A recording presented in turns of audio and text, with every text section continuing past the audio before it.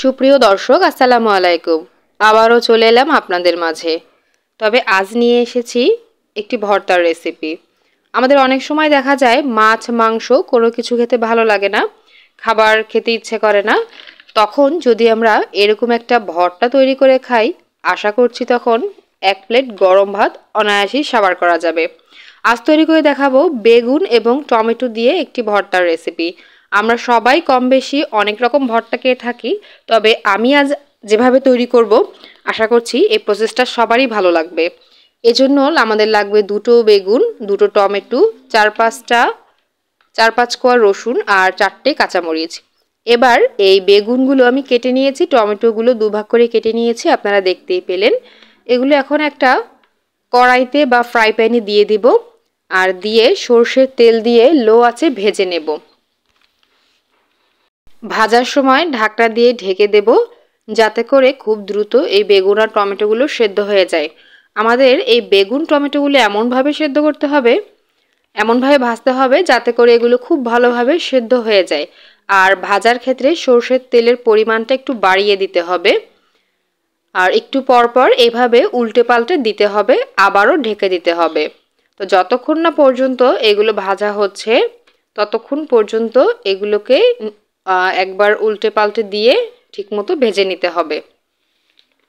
ভর্তা তৈরির সময় আমরা সাধারণত সর্ষের তেল ব্যবহার করি।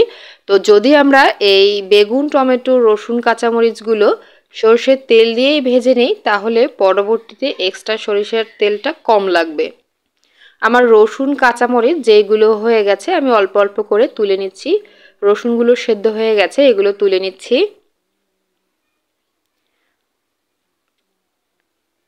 কিছু কিছু বেগুনও সেদ্ধ হয়েছে, তুলে নিচ্ছি। আমি যতগুলো বেগুন টমেটো কেটেছিলাম সবগুলো কিন্তু একই কড়াইতে ধরেনি, আমি দুইবারে ভেজে নেব। ভাজা হয়ে গেলে একটি প্লেটে তুলে রেখে দেব। সুপ্রিয় দর্শক, এই শীতকালে গরম ভাতের সাথে ভর্তা খেতে ভীষণ ভালো লাগে। শীতকাল মানেই ভর্তার আয়োজন। শীতের রাতে, দুপুরে, অনেক সময় সকালেও ভর্তা দিয়ে গরম ভাত খেতে চমৎকার লাগে। আপনাদের কার কার গরম ভাতে ভর্তা খেতে অনেক ভালো লাগে শীতকালে, কমেন্ট করে জানাতে পারেন। সবগুলো ভাজা হয়ে গেলে এবার 3টি শুকনো মরিচ ভেজে নেব। আমাদের এখানে ভাজা শুকনো মরিচ আর কাঁচা শুকনো মরিচ দুটোই লাগবে, তবে আপনি চাইলে যে কোনো এক ধরনের মরিচও এখানে ব্যবহার করতে পারেন। সবগুলো এবার ঠান্ডা হয়ে গিয়েছে।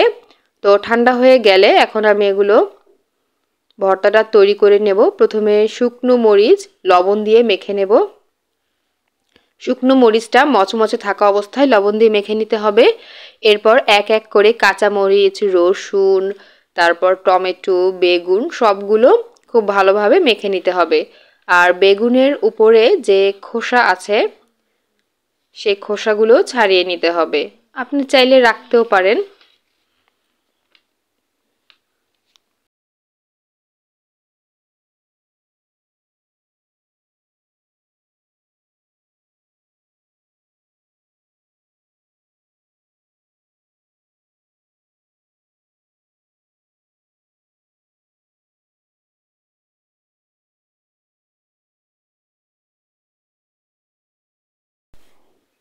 দর্শক, বেগুনের উপরে খোসাগুলো আমি ছাড়িয়ে নিচ্ছি।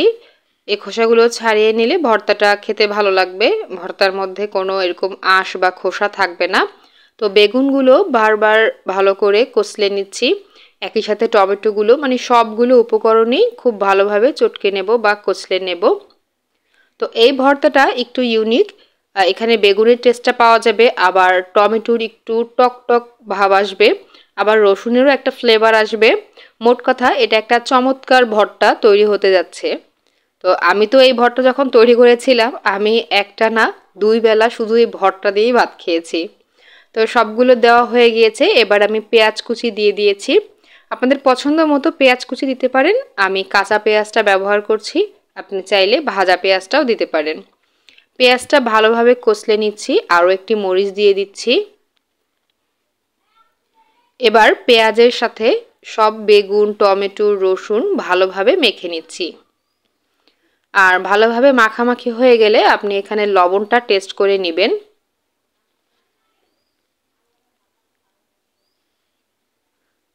এবার কিছুটা ধনেপাতা কুচি দিয়ে দিচ্ছি। এতে করে ভর্তাটা দেখতে যেমন সুন্দর হবে, খেতেও অনেক ভালো লাগবে। দিয়ে দিচ্ছি খুবই সামান্য পরিমাণ সরষের তেল, কারণ আমি সবগুলো উপকরণ খুব সরিষার তেল দিয়ে ভেজে নিয়েছিলাম। ব্যাস, আমার ভর্তা তৈরি। এবার ভর্তাটা একটি প্লেটে সার্ভ করে নিচ্ছি। এই ভর্তা দিয়ে গরম গরম ভাত খেতে অসাধারণ লাগলে।